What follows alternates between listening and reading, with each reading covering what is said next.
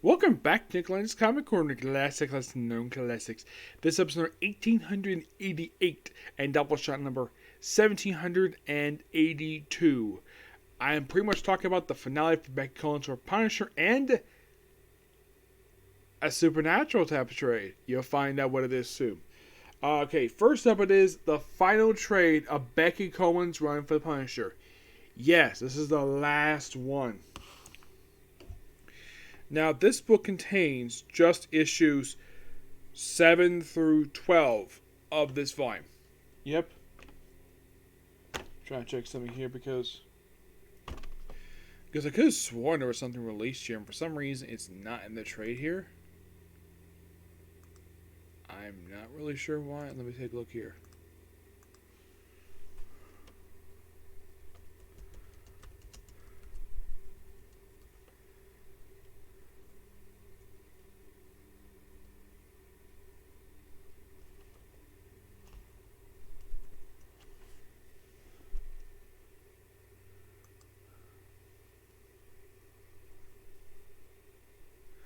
Yeah, there was an annual release just a couple years ago. Actually, about 6 years ago. And for some reason, it just not in trade for some reason. I don't really know why. It's just that it isn't. Yeah, there was an annual for this volume.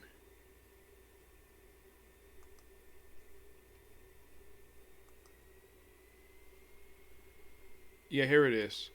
Yeah, there was an annual published for this volume. It was done by Jerry Conway. Yeah, it was his one brief return he had to the comic. And for some reason, it's not in trade here. And apparently it takes place between issues 6 and 7. You probably would think, would it be in this annual here? Nope. In this annual about the review here? Nope, not really. For some reason, it's not here.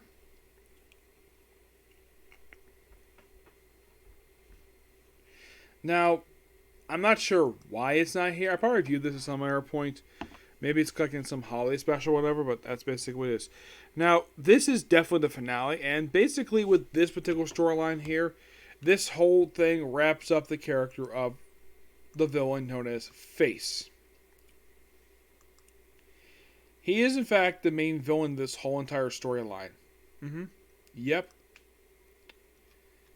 And he's here for almost the entire... He's here for pretty much the entire volume. I think he skips, like 3 issues of the entire run. Yeah.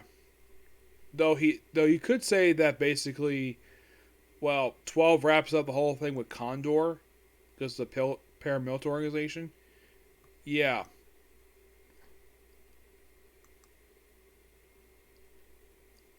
That's mostly what these issues are, just deals with that. And more of the FBI agents, like Agent Ortiz, who's in this volume. But here's the thing. After issue 12, she's never seen again.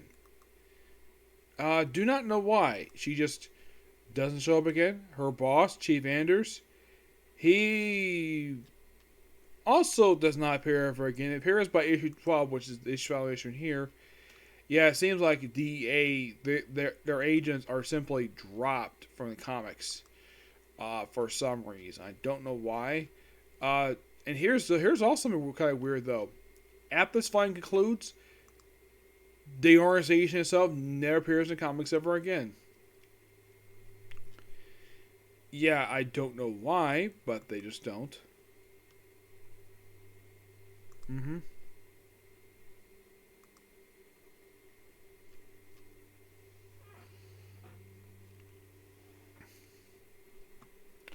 Yep, but Face himself gets taken care of the storyline, and they pretty much in a way wrap everything up here related to the organization Condor. But this is pretty much the end of Becky Cohen's run in a nutshell.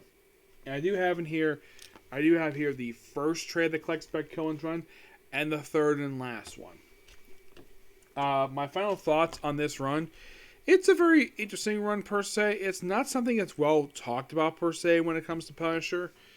But with this particular run concluded, I pretty much reviewed everything since 2009. Yes. Excuse me. This was the one thing I let to go for the main Punisher book. So, pretty much going up to that. So I'm gonna give the pretty much my final Becky one to review, which is the second volume overall. I give that one a 9 out of 10. I do recommend people who are adults to read this one because it's very violent, and also the fact that issue 7 was the final issue that Steve Dillon drew before he passed away. That was the last issue he worked on, and like halfway through the issue, they changed the artwork. If you're wondering why, because they changed artists. That's simply the reason for it. Right? Next up is quite possibly, I think, let me check here, just be sure about this.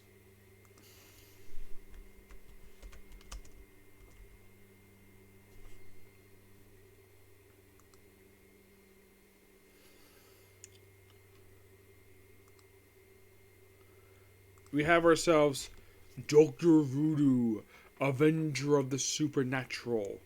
This collects basically his entire brief solo series by Rick Remender. Yep, this book also collects the secret origin of Jericho Drum. It also collects, get this, you're gonna love this if you're curious about Jericho Drum. This book also collects, well, Strange Tales 169 and 170. 169 was actually his comic book debut, and they also collect his features he had for Doctor Strange, Sorcerer Supreme issues 16, 17, and 20. Yep. And it's done by Roy Thomas. Yep. Yeah, and if you're curious though, why did this ongoing series last for 5 issues? From what I've heard, the reason why? Low sales. That was the reason I heard. Yeah, that's all right online. That was the reason the book ended. Low sales. Yeah, low sales is pretty much the reason why the book was actually ended.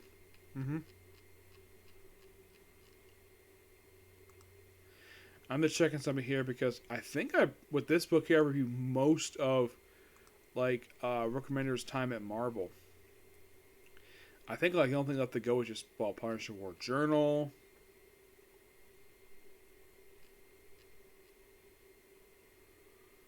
Hero Cage 1 Month to Live.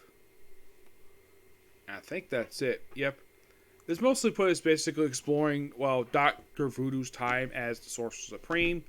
He also, in the book, takes on Nightmare. It's basically the best way, one way to describe this book. It's kind of like, basically, the book is written to be a Doctor Strange book, just with Dr. Voodoo in his place. Because Dr. Voodoo is simply taking Doctor Strange's job as Sorcerer Supreme, because of several different crossovers that happened prior to this.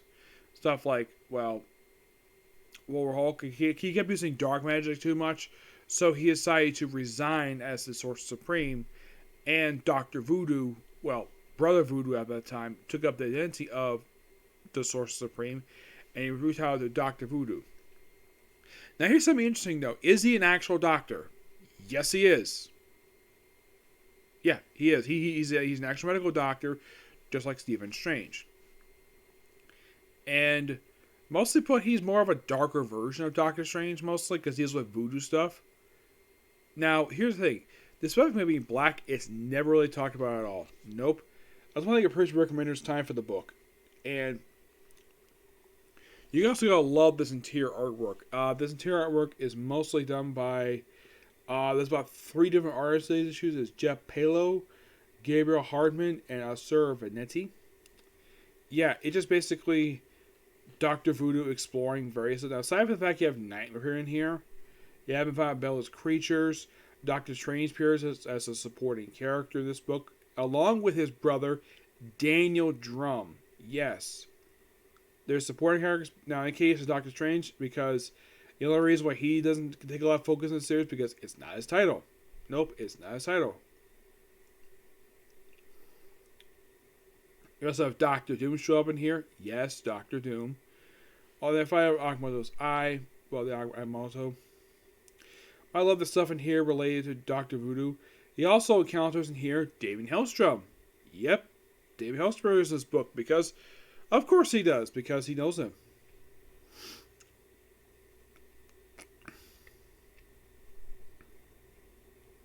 But this book is just really good. I personally enjoyed it. And that book was really good. I love the fact they included his first two appearances in here, which also we also have Johnny Blaze, the Ghost Rider. He appears in here too, which is great to see the guy. I get why Marvel included his first two appearances because here's the thing: the reason why they included it's just my personal theory.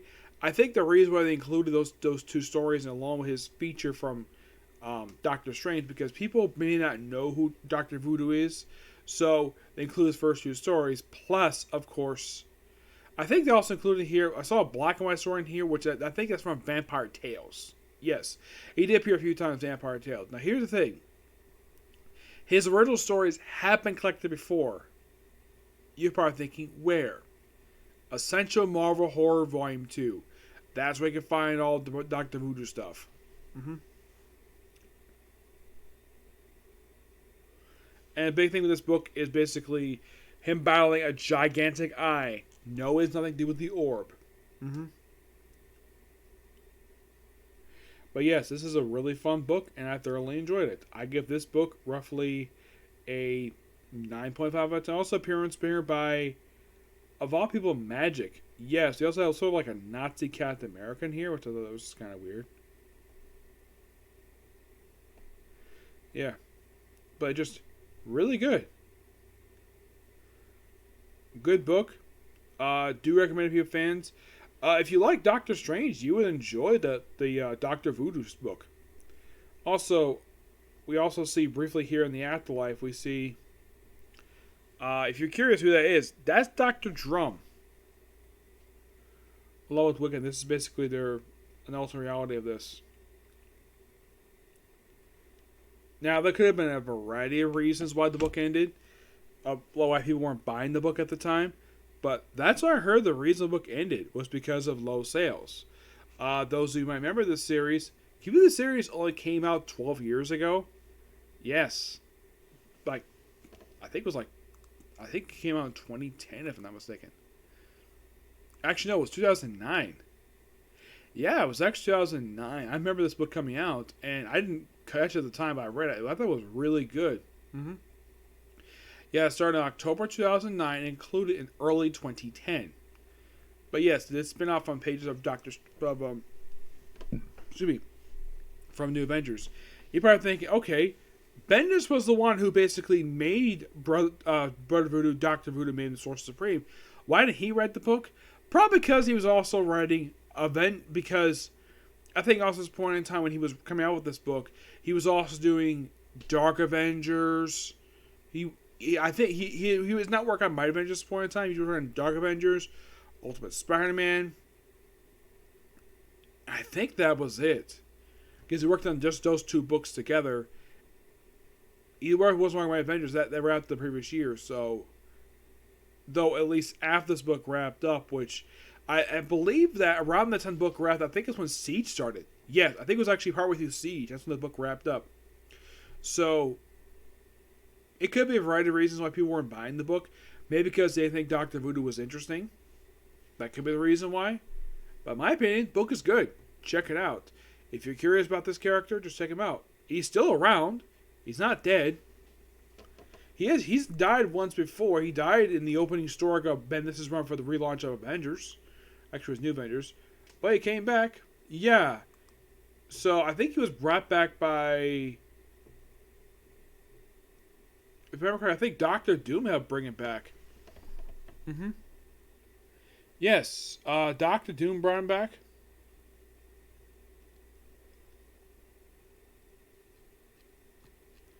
Which, in my opinion, smart idea. Now, you might be curious, though. Okay, like, right after New Avengers, what did this guy do afterwards? Well, he appeared sporadically in the Marvel Universe. His most recent appearance to date... Well, he was appearing in Avengers for some issues, which was really good. I think his most recent appearance today was actually the pages of books like Strange Academy, Jane Foster, The Mighty Thor, and the most recent issue for Captain Marvel. Only reason why, because probably Monica Rambeau was there. Yeah, here's the thing. He previously was in a relationship with Monica Rambeau, so of course he basically featured in there. Mm-hmm.